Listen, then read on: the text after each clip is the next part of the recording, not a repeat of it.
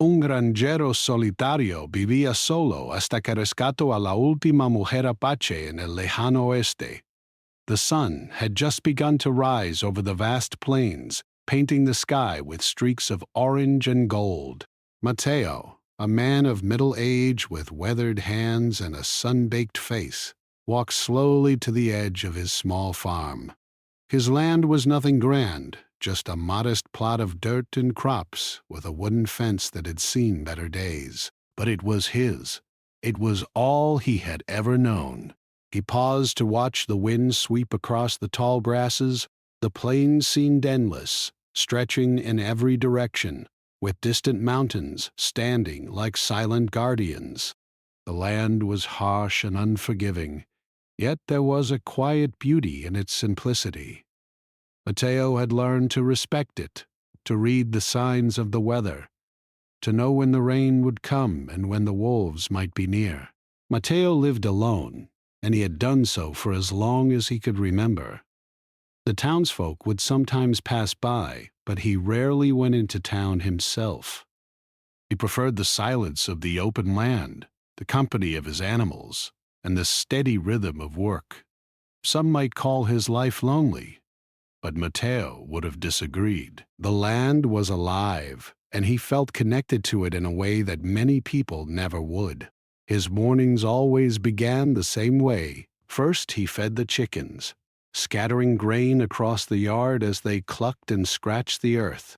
Then he checked on his horses, brushing their coats and making sure their water troughs were full. Today, however, there was something different in the air. The wind carried a scent he did not recognize, a mix of smoke and dust, as if something had been burning far off. He frowned. Fires were dangerous, especially this time of year. As he worked, Mateo's mind wandered. He remembered stories his father had told him about the Apache tribes that once roamed these lands. They had been fierce, proud, and free, living in harmony with the plains. Most of them were gone now, pushed away by settlers and soldiers. Only a few remained hidden, their lives quietly slipping into history. Mateo often wondered what had happened to them, to the people who had known the land long before he did. By mid-morning, the sun was high, and the heat began to press down. Mateo took a break under the shade of an old mesquite tree. He pulled out a small tin of coffee he had made over the fire the night before, and took a slow sip. The bitter liquid warmed him, and he closed his eyes for a moment, listening to the sounds around him, the rustle of the grasses, the distant call of a hawk, the low whinny of a horse. Life on the plains was not easy. Droughts, storms, and predators were constant threats. A man had to be strong, clever, and patient to survive. Mateo had learned this early. When he was a boy, his family had lost everything in a harsh winter. He had wandered the plains alone for days before finding shelter with an old rancher. That rancher had taught him how to live off the land, how to hunt, and how to stay alive. Mateo had never forgotten those lessons. As he returned to his fields, Mateo noticed something strange. There were tracks in the dirt near the edge of his property. They were fresh, too fresh to be left by wild animals. His eyes narrowed as he crouched to inspect them. The footprints were small, delicate, and unlike anything he had seen before. They seemed human, but there was an oddness to them, a cautious pattern, as if whoever had left them was trying not to be seen. Mateo's heart quickened. He had learned to trust his instincts, and they were telling him that something or someone was out there. He grabbed his old rifle from the corner of his shed, checking it carefully. The weapon was not fancy, but it was reliable. He moved quietly toward the tracks, careful not to make a sound. As he followed the path, Mateo began to notice more signs: broken twigs, scuffed dirt, and faint scraps of cloth caught on the bushes. Whoever had been here had been in trouble. Mateo's mind raced. Could it be a lost traveler? Or up something more dangerous. He had heard tales of bandits moving through the plains, searching for easy targets, but the tracks did not seem like those of a bandit. They were careful, deliberate, scared. He followed the trail to a small canyon at the edge of his land. The sunlight barely touched the ground here, leaving shadows that twisted and stretched like ghosts. Mateo moved slowly, his rifle ready, eyes scanning every crevice. And then he saw her. She was lying against a rock, her clothes torn, her hair tangled with dust and twigs. Her breathing was shallow, and her body trembled. Mateo froze for a moment, studying her. She was young, no more than 20, with sharp features and dark eyes that flickered open when she sensed him. Fear and surprise flashed across her face. Mateo lowered his rifle slowly, showing that he meant no harm. "Are you hurt?" he asked gently. His voice was calm, but firm. She did not answer at first, only watching him warily. Mateo could see the pain in her eyes, but also a quiet strength. He had seen people give up before, but this one, she was not ready to give in. He knelt beside her, offering water from his canteen. She drank cautiously, her hand shaking, but she did not pull away. Who are you?" she whispered finally. Her voice was soft, but her accent was strange, foreign. Mateo frowned. He could not understand her words fully, but her tone spoke of desperation and fear. "Don't worry," Mateo said. "You're safe now. You're on my land. I'll help you." She blinked at him, suspicion still in her eyes, but also a glimmer of hope. Mateo gently lifted her, supporting her weight as he helped her stand. She was light but fragile. He carried her back to his small cabin, careful not to jostle her too much. The journey was slow, but he never faltered. Inside the cabin, Mateo laid her on the cot he had prepared. He tore a clean cloth to wrap around a wound on her arm and cleaned the dirt from her face. She flinched at first, then relaxed slightly as she realized he would not hurt her. Mateo worked quietly, focusing on the task at hand. The silence between them was not uncomfortable. It was full of unspoken understanding. When he finished, he stepped back and gave her space. "Rest now," he said. "You're safe here." "I'll get food soon." She nodded faintly, closing her eyes. Mateo watched her for a moment, feeling a strange mix of curiosity and responsibility. He did not know who she was or why she had been running, but he knew one thing: she needed him, and he would not turn her away. The sun set over the plains, casting long shadows across the land. Mateo sat outside on the porch, listening to the wind and thinking. He had lived alone for many years, but tonight was different. The quiet of his life had been broken, not by danger, but by hope. Something was coming, something he could not yet understand, and he felt both fear and anticipation. For the first time in years, Mateo did not feel entirely alone, and as the stars began to shine over the vast empty plains, he made a silent promise. He would protect this girl, whoever she was, no matter what the cost. The plains were wide and harsh, but they were his home, and now, he realized, they were big enough for both of them. The first light of morning crept through the small cabin window, painting Mateo's face with golden streaks. Outside, the plains were quiet, as if holding their breath. Mateo stirred awake, careful not to wake the girl lying on the cot. Her dark hair fell across her face, and though she looked fragile, he could see the strength in her features even in sleep. He had learned little about her name, but she was clearly different from anyone he had ever met. There was a quiet pride in her posture, even when she was weak. Mateo stepped outside, stretching his stiff muscles. The wind carried the scent of sagebrush and dust, and he inhaled deeply, feeling alive in the vast open land. He knew their journey would not be easy. The plains were full of danger, wild animals, harsh weather, and people who did not care for those weaker than themselves. But he could not leave her here. If he abandoned her, she would not survive. Returning inside, he found her awake, sitting on the edge of the cot. Her eyes followed him as he placed a small bowl of porridge on the table. She nodded slightly, a silent thank you, and ate with care. Mateo watched her, realizing that communication would be a challenge. She spoke a language he could not understand, but her expressions, gestures, and the sounds she made were enough to give him clues. After breakfast, Mateo prepared for the journey. He packed what supplies he could spare: dried meat, water, a blanket, and his few tools. He strapped his rifle to his back and checked the horses. One was his own, strong and steady. The other he had caught and tamed recently, a wild mare with fire in her eyes.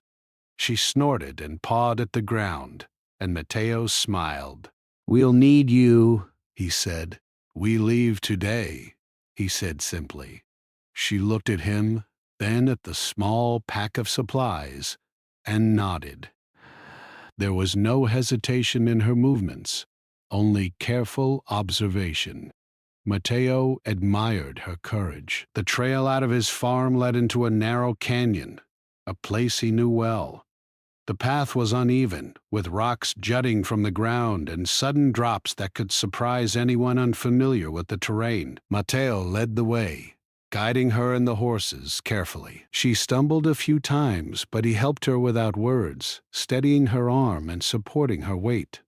She glanced at him once, eyes wide, as if to say something, but said nothing. Mateo understood enough. As they moved deeper into the canyon, the wind shifted. Mateo caught a faint sound. Voices, distant but growing louder. He froze, listening. "Bandits," he muttered under his breath. The girl stiffened, and he could feel her fear. He motioned for her to stay close behind him. They moved quietly, finding shadows among the rocks to hide in. The voices passed, gruff and careless, unaware of their presence. Mateo breathed out slowly, relief washing over him. After the danger passed, they continued. The canyon widened into open plains, and the sun climbed higher. Mateo pointed toward a distant ridge. "Mountains," he said. "We go there." She looked at him, then at the mountains, and finally nodded. It was a simple exchange, but it carried meaning. Trust. They traveled for hours. Mateo taught her how to move quietly over the rocks, how to spot signs of animals or humans in the distance. She watched carefully, mimicking his movements, her dark eyes focused and alert. Despite the exhaustion, she never complained. Mateo realized that this was not just survival. It was learning to work together, to depend on each other in ways that words could not express. By midday, the sun was high, beating down on the plains. Mateo found a small stream and let the horses drink. He offered her water, and she took it gratefully. He knelt beside her, checking her arm. The wound was healing slowly, but it was nothing that would stop them. She glanced at him and touched his hand briefly, a silent gesture of trust. Mateo felt something stir in his chest. He had been alone for so long that he had almost forgotten the warmth of human connection. They pressed on. As afternoon turned into evening, dark clouds began to gather. Mateo's eyes narrowed. A storm was coming. He scanned the horizon, spotting a clump of trees that could provide shelter. He guided her there, setting up a small fire under the protection of the branches. The sky darkened, and the first drops of rain fell. Mateo covered their supplies with a tarp and helped the girl keep warm. The wind howled through the trees, but the small fire between them kept the cold at bay. During the storm, Mateo thought about the girl's past. He could only guess what had happened. She was likely fleeing from people who wanted to harm her. Perhaps they wanted her knowledge, her connection to the land, or simply to capture her because she was the last of her kind. Mateo's jaw tightened. He would not allow that to happen. He had faced many dangers in his life, but he had never felt such a personal responsibility. The storm raged through the night. Mateo stayed awake, keeping watch while she slept fitfully. Every sound made him tense, the snap of a branch, the distant roll of thunder. But he was ready. He would protect her, even if it meant giving his life. Morning brought calm and sunlight. The plains were glistening with fresh rain, and the air smelled clean and sharp. Mateo prepared for the next leg of their journey. They had to move quickly. The mountains were still far, and the plains held many dangers. As they traveled, Mateo noticed subtle changes in the girl. She began to mimic more of his actions, carrying small supplies, helping the horses, and signaling when she saw something unusual. He realized she was not just learning to survive, she was adapting, becoming a part of this harsh world. Mateo felt a quiet pride. Humanity was remarkable, he thought. Even in the toughest conditions, people could rise, learn, and endure. By late afternoon, they reached a small ridge overlooking a wide valley. Mateo paused, scanning the horizon. There in the distance, he saw movement. Horses, men, and dust rising from the ground. He squinted. Bandits, soldiers, it was hard to tell. He crouched beside the girl, pointing toward the threat. Her eyes widened, but she did not flinch. Mateo admired her bravery. They would have to move carefully. Mateo led her down the side of the ridge, finding a hidden path through rocks and shrubs. They stayed low, avoiding the open ground. The men in the distance never noticed them. Mateo breathed quietly, grateful for the girl's attention and silence. Together they moved like shadows, using the land to their advantage. As night fell, they found another safe spot, a small cave near a stream.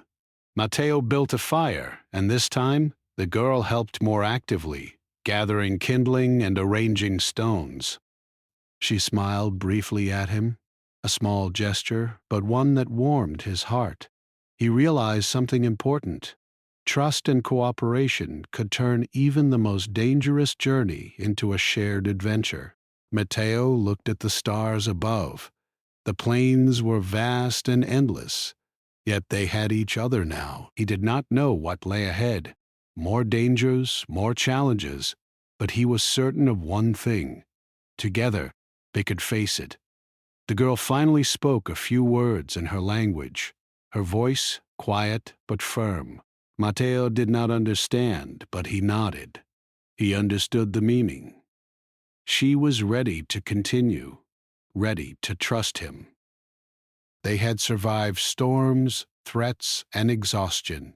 Now they were partners in this journey, bound by necessity and by a growing respect for each other. As they lay near the fire that night, Mateo realized that life had a strange way of changing. He had lived alone for years, thinking the plains were all he needed. Now, with the girl by his side, he saw a different path, a path of courage, trust, and human connection. He did not know what the future held, but he knew this: they would face it together, with determination, skill, and the unbreakable will to survive. And so, under the endless sky of the plains, two travelers rested, ready to face whatever the vast, wild land would throw at them next. The sun rose slowly over the plains, casting a golden light across the land. Mateo and the girl, whose name he had learned was Nokomis, woke to the sound of birds calling and the distant lowing of cattle. The fire they had built the night before had burned to embers, leaving only warmth in their small cave. Mateo stretched his stiff muscles and checked their supplies. The storm from the previous day had made the path slippery and dangerous, but it had also cleared much of the dust, leaving fresh tracks behind. Mateo knelt beside the tracks. His eyes narrowed. These were not animal tracks. Someone had passed through recently, moving cautiously, perhaps searching for them. He looked at Nokomis, who was observing him closely. "We are not alone," he said softly. She nodded, her dark eyes alert. Though she did not speak much, Mateo could feel her understanding. Together, they were ready for whatever came next. They packed their supplies quickly and mounted the horses. Mateo led the way, guiding them through hidden paths he knew from years of living on the plains. Nokomis followed closely, mimicking his careful steps and movements. Her presence was a comfort to him. Together, they felt stronger than they would have alone. By mid-morning, the ridge they had planned to cross came into view. Beyond it lay a wide valley dotted with rocks and small trees, a perfect place for ambushes. Mateo's instincts told him to proceed with caution. He slowed the horses and scanned the horizon. Movement caught his eye. A group of riders, perhaps a dozen men, moving quickly across the valley floor. Dust rose behind them, marking their approach. Mateo's jaw tightened. "They are coming," he murmured. Nokomis tensed beside him. Mateo studied their options. The valley offered little cover if they were seen, but there was a narrow path along the cliff edge that could give them the advantage of height and concealment. He guided the horses toward it, moving slowly, deliberately, using rocks and shrubs for cover. Nokomis followed without hesitation, trusting him completely. As they crested the cliff, Mateo crouched behind a large boulder. He could see the riders more clearly now, rough men, armed with rifles and pistols. Their eyes were sharp, scanning the plains. Mateo realized they were not just random bandits. They were experienced trackers, skilled at finding those who tried to hide. He glanced at Nokomis. "We must be clever," he said quietly. "We can outsmart them, but only if we stay calm." The riders were closing in, unaware of the hidden path Mateo had chosen. He pointed to the boulder beside them and whispered instructions to Nokomis. She nodded, her face set with determination. Mateo had taught her simple signals and movements, and she had learned quickly. She was no longer just a girl running from danger. She was a partner in strategy, an ally in survival. The first rider spotted a broken branch and slowed, studying the ground. Mateo held his breath. The others followed, spreading out in a rough line. Mateo waited until the nearest rider was directly below their cliffside path, then gently pushed a small rock off the edge. It bounced down, striking the man's leg and causing him to stumble. The others turned, confused, scanning the rocks below. Mateo and Nokomis moved quickly, dropping further rocks to distract the men while they advanced along the path. Nokomis picked up a branch and used it to knock another rock into their pursuer's path. The riders cursed and scattered, some falling, others trying to regroup. Mateo's heart pounded, but he kept moving, guiding Nokomis carefully along the trail. The valley widened, and Mateo realized they would soon be exposed. He led them toward a hidden grove of trees, thick enough to conceal them, but also strong enough to allow them to fight if necessary. By the time the riders reached the grove, Mateo had prepared. He had set up simple traps, ropes stretched across the path, rocks balanced precariously to fall with the slightest touch. Nokomis watched, fascinated, learning every detail. When the first rider stumbled into a trap, Mateo used the moment to strike. He fired a warning shot into the ground, startling the others. Rocks and debris rained down as other traps were triggered. The riders were confused, their formation broken. Mateo and Nokomis used the chaos to move deeper into the grove, their horses silent under the cover of trees. One rider broke through the traps and aimed his rifle at Mateo. Mateo ducked behind a large oak, rolling to the side and firing a shot that forced the man to take cover. Nokomis watched closely, then moved quickly, picking up a fallen branch and using it to knock the rifle from the man's hands. Mateo nodded at her, impressed. She had learned quickly, using both her instincts and what he had taught her. The battle continued, but Mateo realized something important. They did not need to win by force alone. They needed to survive and outsmart their pursuers. Using the terrain, their knowledge of the land, and clever distractions, they gradually forced the riders back. By nightfall, the remaining men had retreated, muttering curses as they disappeared into the distance. Mateo exhaled, exhausted but relieved. Nokomis looked at him, her dark eyes shining with both fear and pride. She spoke a few words in her language, which Mateo did not understand, but he could feel the meaning: gratitude, respect, and a quiet triumph. Mateo nodded, understanding perfectly. They had survived, and they had done it together. That night, they camped near a stream, the water reflecting the stars above. Mateo cleaned their weapons and checked their supplies while Nokomis tended to the horses. The bond between them had grown stronger through the day's danger. She had proven herself brave, quick, and capable, and Mateo knew she would continue to grow stronger with each challenge. As they sat by the fire, Mateo thought about the future. The mountains were still far away, and more dangers surely awaited. But for the first time, he felt confident. With Nokomis at his side, he could face anything. Humanity, he realized, was not just about strength. It was about courage, intelligence, and the ability to work together. Nokomis leaned against a tree, her eyes reflecting the firelight. Mateo watched her, realizing that she was more than just a survivor. She was a reminder of what was worth protecting: the land, the knowledge, the courage of those who had lived before them. It all mattered.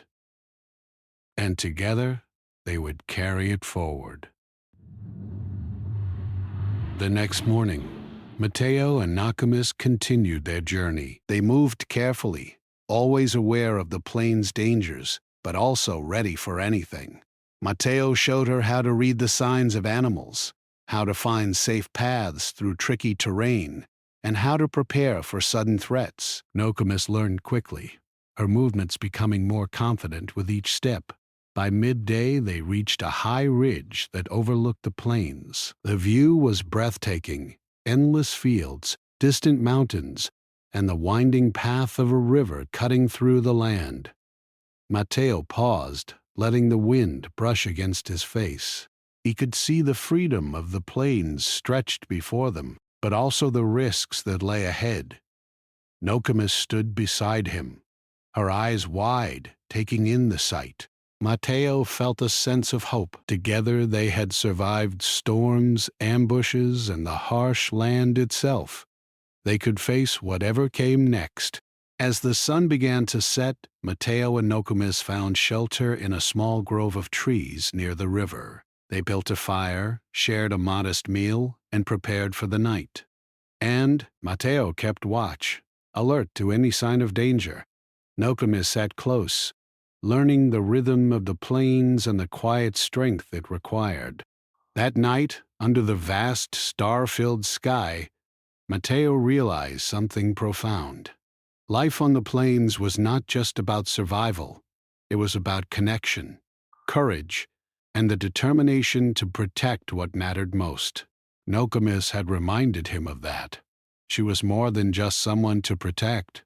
She was a partner, a teacher, and a symbol of hope in a harsh and unforgiving world. And so, as the fire crackled and the wind whispered through the trees, Mateo and Nokomis rested, ready for the challenges that awaited them in the wild, endless plains. The morning sun rose slowly over the plains, scattering golden light across the rolling hills. Mateo and Nokomis had slept fitfully in their small grove near the river, the events of the previous day's ambush still fresh in their minds.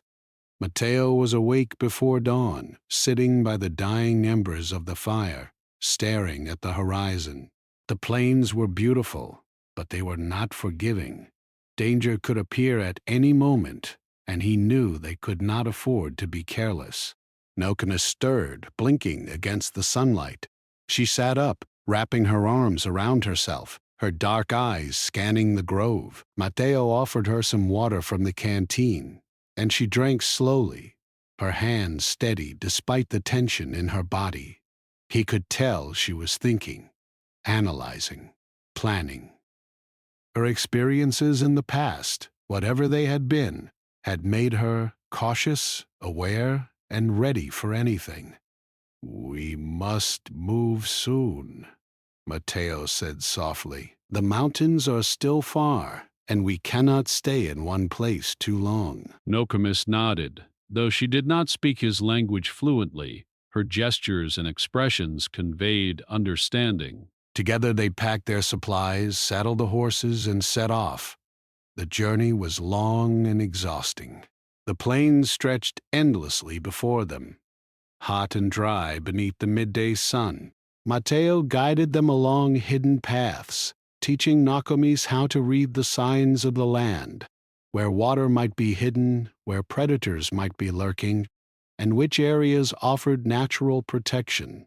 She watched him carefully, imitating his movements and demonstrating her own knowledge of the land. She knew more than she let on, Mateo realized. By late afternoon, they reached a narrow canyon that cut through the hills. Mateo paused at the entrance, examining the shadows that stretched along the rocky walls. This canyon offered both danger and opportunity. Ambushes could come from above or below, but it also provided cover and a hidden route if they were careful. Mateo led the way slowly, keeping Nokomis close and quiet. As they moved deeper into the canyon, Mateo noticed subtle signs of movement: disturbed dust, faint footprints, and broken branches. His instincts tightened. Someone had been here recently. He signaled to Nokomis to stay alert. She nodded, gripping the reins of her horse, eyes scanning every rock and crevice. Suddenly, a figure leapt from behind a boulder, blocking their path. Mateo reacted immediately, raising his rifle, but the figure froze, holding up empty hands. Another figure appeared, and then another, until a small group of strangers surrounded them. Mateo and Nokomis were outnumbered, but Mateo stayed calm. His eyes studied the men carefully. They were not simple bandits. They were hunters, armed and experienced, moving with a purpose.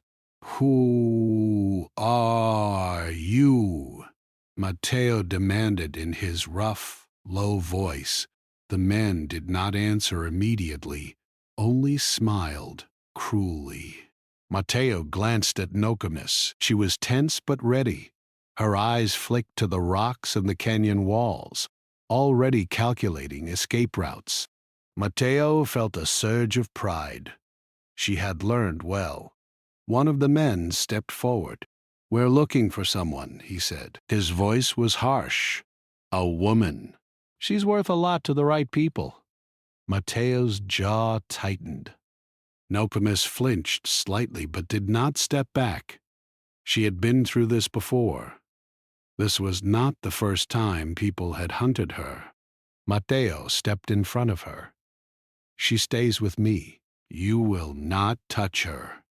His voice was steady, unwavering. The men laughed, circling them like wolves. Mateo knew they had to act quickly. They could not fight openly. They were outnumbered, but they could use the land. their knowledge, and their wits. He whispered a quick plan to Nokomis. She nodded, understanding instantly. Mateo kicked at a loose rock, sending it rolling down the canyon. The men turned, startled. Nokomis grabbed a branch and swung it, knocking another rock into the path of the nearest pursuer. Mateo moved silently to a higher ledge, taking careful aim with his rifle. The ambush erupted. Rocks and debris flew through the air, forcing the men to scatter. Mateo fired warning shots into the ground, keeping them off balance. Nokomis moved with surprising agility, using the canyon walls to her advantage, tripping and blocking their attackers. Mateo realized she had grown stronger, faster, and smarter with each challenge. She was no longer just surviving, she was thriving. But the men were persistent. They regrouped, attempting to trap Mateo and Nokomis in the canyon. Mateo's mind raced. They needed an escape route, a way to turn the canyon against their pursuers. He spotted a narrow crevice in the rock, just wide enough for them to slip through. He gestured to Nokomis and they moved quickly, slipping into the hidden passage. The men tried to follow, but the crevice narrowed, forcing them to slow. Mateo and Nokomis emerged on the other side, climbing to a ridge that overlooked the canyon. From this height, they could see the plains stretching out before them, open and free. Mateo let out a breath he hadn't realized he was holding. They had escaped, at least for now. Nokomis looked at him, eyes shining with a mixture of fear and triumph. She spoke a few words in her language, and Mateo nodded. He did not understand, but he understood the meaning. Gratitude, trust, and acknowledgement of their shared courage. They had faced a deadly threat together. As they continued their journey, Mateo reflected on the day's events. Nokomis was more than a companion. She was a symbol of resilience, intelligence, and courage. The plains were harsh, but humanity had a way of rising to meet challenges, of outsmarting dangers, and of protecting what mattered most. By evening, they found a sheltered valley with a small stream and decided to rest. Mateo built a fire while Nokomis tended to the horses. The air was cool, carrying the scent of wildflowers and sage. Mateo could see the mountains in the distance, their peaks bathed in the fading light of the sun. They were getting closer, but the journey was far from over. That night, as they sat by the fire, Mateo spoke quietly. "We've faced many dangers already," he said, "but the hardest part is still ahead. We must be ready for anything." Nokomis nodded, her eyes reflecting the firelight. She understood. Together, they had survived storms, bandits, and the harsh land. They would survive whatever came next. Sleep was fitful, as it had been since they began their journey. Mateo took turns keeping watch, listening to the sounds of the plains and the rustle of the night wind. Nokomis slept near the fire, her face calm, but he knew her mind was alert. She had learned that danger could appear at any moment, and she was ready to face it. The next morning, Mateo and Nokomis broke camp and moved toward the mountains. The plains were changing. Rocky hills replaced the flat fields, and the air grew cooler as they climbed higher. Mateo showed Nokomis how to find safe paths, avoid loose rocks, and recognize signs of wildlife. She followed closely, learning quickly, adapting to the land and to his guidance. By midday, they reached a small plateau with a breathtaking view. The mountains stretched endlessly, their peaks hidden in clouds. Mateo and Nokomis paused, catching their breath. Mateo could see the relief in her eyes, and he felt his own heart lighten. They were closer to safety, closer to the sanctuary they sought. But he knew the final challenges would be the hardest. Suddenly, a movement caught Mateo's eye. From the ridge above, a lone rider watched them, rifle raised. Mateo's heart pounded. The men who had hunted Nokomis were still following. They had not given up. Mateo grabbed Nokomis's arm and led her behind a rock. They had no choice. They had to fight smart, use the land, and rely on everything they had learned together. Mateo whispered a plan. Nokomis nodded, her eyes determined. They moved silently, using rocks, shrubs, and shadows for cover. Mateo fired a warning shot, causing the rider to flinch. Nokomis used a branch to knock a small rock down the slope, startling the pursuer. Mateo signaled for her to climb a small ridge, giving them the advantage of height. The confrontation was tense but brief. Mateo and Nokomis used the terrain cleverly, forcing the rider to retreat. Mateo realized that each challenge had made them stronger, more capable, and more united. Nokomis was no longer just a survivor. She was a partner, a friend, and an inspiration. Together they had faced the harshest land and the deadliest threats, and they had prevailed. As the sun set over the mountains, Mateo and Nokomis found a safe spot to camp.